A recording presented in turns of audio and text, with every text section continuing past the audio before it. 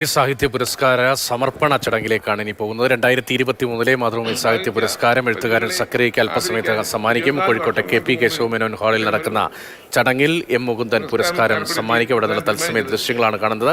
1 ലക്ഷം രൂപയും പ്രശസ്തി പത്രവും MV ദേവൻ രൂപകൽപ്പന ചെയ്ത ശില്പവും അടങ്ങുന്നതാണ് പുരസ്കാരം. ഇപ്പോൾ മാതൃഭൂമി ചെയർമാനും മാനേജിംഗ് എഡിറ്ററുമായ PV ചന്ദ്രൻ ചടങ്ങിൽ സ്വാഗതം ആശംസിക്കുകയാണ്. ഈ ചടങ്ങിൽ പങ്കെടുക്കാൻ ഞാൻ താല്പര്യം കാണിച്ചത് അതുകൊണ്ടാണ്. വേദിയിലിരിക്കുന്നവരെല്ലാം പ്രശസ്തരും പ്രഗത്ഭരുമാണ്. 2023 മാതൃഭൂമി സാഹിത്യ പുരസ്കാരം ഏറ്റുവാങ്ങുന്ന പ്രശസ്ത എഴുത്തുകാരൻ ശ്രീ സക്കറിയ, പുരസ്കാരം സമർപ്പിക്കുന്ന നോവലിസ്റ്റ് ശ്രീ M മുകുന്ദൻ, അനുഗ്രഹ പ്രഭാഷണം നടത്തുന്ന പ്രശസ്ത മാധ്യമ പ്രവർത്തകൻ ശ്രീ ശശികുമാർ,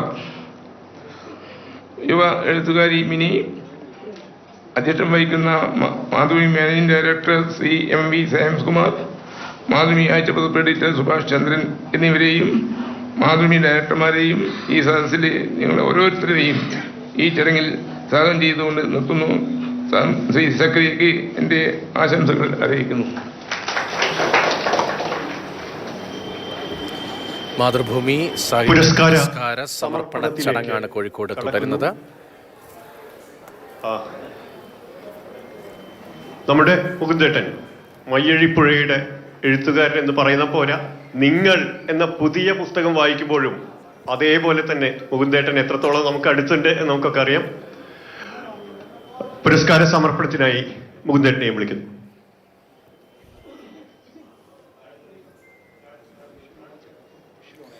'23 മാതൃഭൂമി സാഹിത്യ പുരസ്കാരം എഴുത്തുകാരൻ സക്കറിയയ്ക്ക് സമ്മാനിക്കുകയാണ്. കോഴിക്കോട്ടെ KP കേശവമേനോൻ ഹാളിൽ നടക്കുന്ന ചടങ്ങിൽ എഴുത്തുകാരൻ മാതൃഭൂമിയുടെ ഇക്കൊല്ലത്തെ സാഹിത്യ പുരസ്കാരം സമർപ്പിക്കുന്നു. M മുകുന്ദൻ സക്കറിയയ്ക്ക് സമർപ്പിക്കുന്നു. 3 ലക്ഷം രൂപയും MV ദേവൻ രൂപകൽപ്പന ചെയ്ത ശില്പവും പ്രശസ്തി പത്രവും അടങ്ങുന്നതാണ് പുരസ്കാരം.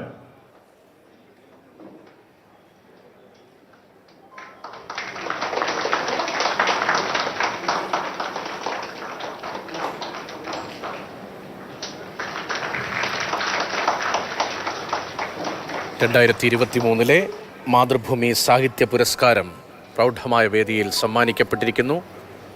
മയ്യയുടെ കഥാകാരൻ M മുകുന്ദൻ, പ്രശസ്ത എഴുത്തുകാരൻ സക്കറിയയ്ക്ക് പുരസ്കാരം സമ്മാനിച്ചിരിക്കുന്നു. KP കേശവമേനോൻ ഹാളിലാണ് പ്രൗഢഗംഭീരമായി ഈ ചടങ്ങ് നടക്കുന്നത്. 3 ലക്ഷം രൂപയും പ്രശസ്തി പത്രവും MV ദേവൻ രൂപകൽപ്പന ചെയ്ത ശില്പവും ഉൾപ്പെടുന്നതാണ് പുരസ്കാരം. പ്രശസ്തി പത്രം വായിക്കുന്നു. മാതൃഭൂമി സാഹിത്യ പുരസ്കാരം ലഭിച്ച സക്കറിയയ്ക്ക് സമർപ്പിക്കുന്ന പ്രശസ്തി പത്രം അനന്യമായ രൂപശില്പങ്ങൾ കൊണ്ടും അനിതര സാധാരണമായ പ്രമേയങ്ങൾ കൊണ്ടും അപൂർവസുന്ദരമായ ഭാഷാ ചാതുരി കൊണ്ടും ഇന്ത്യൻ കഥയിൽ സ്വന്തമായി ഒരു മലയാളി വൻകര സൃഷ്ടിച്ച പ്രതിഭാശാലിയാണ് സക്കറിയ. പരമ്പരാഗതമായ കഥന ശൈലികളെ സർഗാത്മകമായ ഒറ്റയാൾ വിപ്ലവത്തിലൂടെ അട്ടിമറിക്കുകയും പിൽക്കാല എഴുത്തുകാരെ സമഗ്രമായി സ്വാധീനിക്കും വിധത്തിലുള്ള ഒരു നവീന ഭാവുകത്വം ഭാഷയിൽ അരങ്ങേറ്റുകയും ചെയ്തു ഈ എഴുത്തുകാരൻ. സമകാലീന ലോകകഥയുടെ അനുഭൂതി പരിസരത്തെ സ്വാംശീകരിക്കാനും മാതൃഭാഷയിലെ പൂർവ്വസൂരികളെ ആദരവോടെ അതിലംഘിക്കാനും കഴിഞ്ഞു. 2023 മാതൃഭൂമി സാഹിത്യ പുരസ്കാര സമർപ്പണ ചടങ്ങ് കോഴിക്കോട്ട് തുടരുകയാണ്. MV Shreyamskumar, Mathrubhumi managing director MV Shreyamskumar സംസാരിക്കുന്നു. ഇത് നമ്മളുടെ പുരസ്കാര ജേതാവ് പോൾ സക്കറിയ, സുഭാഷ് ചന്ദ്രൻ, ഒരു സ്ഥലത്തെ പ്രിയപ്പെട്ട സഹോദരി സഹോദരന്മാരെ, ഒരു അഭിമാനമുണ്ട് സക്കറിയയ്ക്ക് പുരസ്കാരം നൽകുന്നതിൽ. ജൂറിക്ക് യാതൊരു സംശയമുണ്ടല്ല, അവർ ഏകണ്ഠമായിട്ടാണ് ഈ തീരുമാനം ഞങ്ങൾ അറിയിച്ചത്. വളരെ മുമ്പേ തന്നെ അദ്ദേഹത്തിന് ലഭിക്കേണ്ടതായിരുന്നു.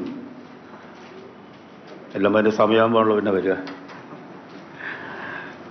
സക്കറിയും മാതൃഭൂമിയും തമ്മിൽ വന്നപ്പോൾ തന്നെ വ്യക്തിപരമായി ഞങ്ങളും വലിയ അടുത്ത ബന്ധമാണ്. ഞാനിപ്പോൾ ഓർക്കുകയാണ്, കുറേ വർഷങ്ങൾക്ക് മുമ്പ് അന്ന് TN ഗോപകുമാർ എന്നെ വിളിച്ചു പറഞ്ഞു, കറിയാച്ചനൊന്ന് കാണണം. അദ്ദേഹം കോഴിക്കോട് വന്ന് ഞങ്ങൾ മുകളിൽ ക്യാൻറ്റീനിലിരുന്ന് ഭക്ഷണം കഴിക്കുമ്പോഴാണ് അദ്ദേഹം ഒരു ആശയം എന്നോട് പറഞ്ഞത്. ഒറ്റക്കാട് യാത്ര ചെയ്ത പോലെ വളരെ ചെറിയ തുക കൊണ്ട് ആഫ്രിക്കൻ രാജ്യങ്ങൾ മുഴുവൻ സഞ്ചരിക്കണമെന്ന്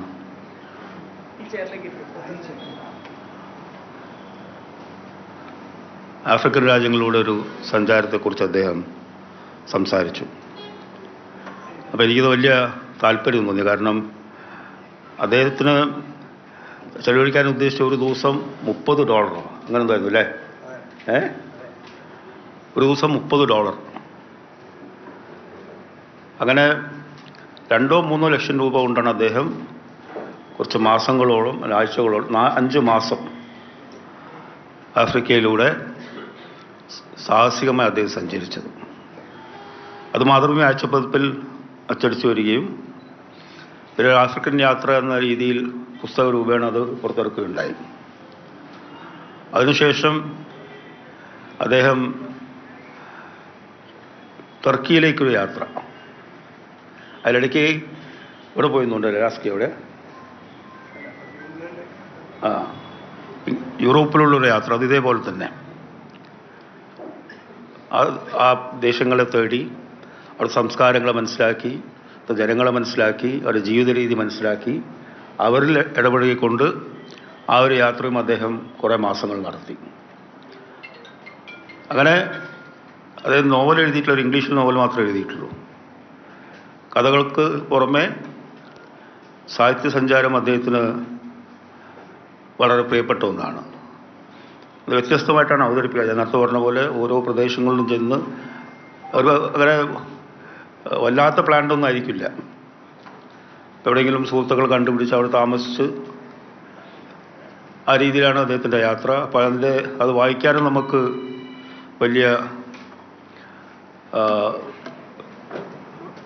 നല്ല രീതിയിൽ നമുക്ക് വായിക്കാൻ വേണ്ടി സാധിക്കും.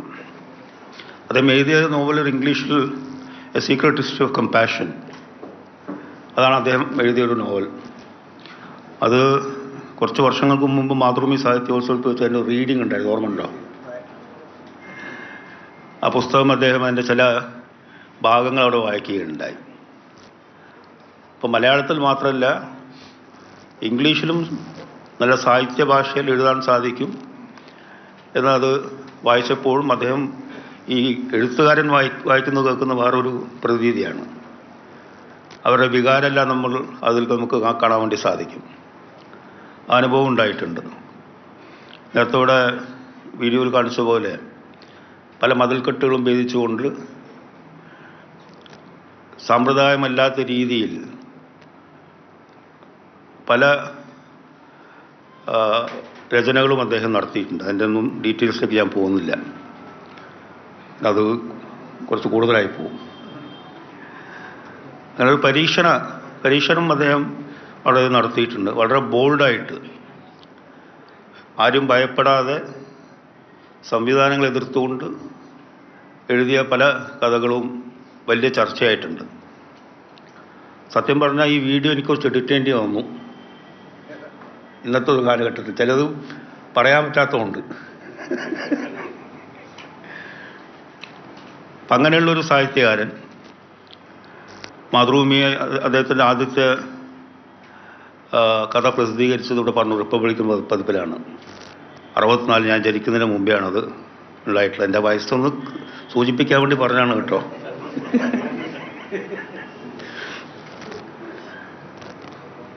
അതിലൂടെ തുടങ്ങി ഒരു പത്രപ്രവർത്തനം,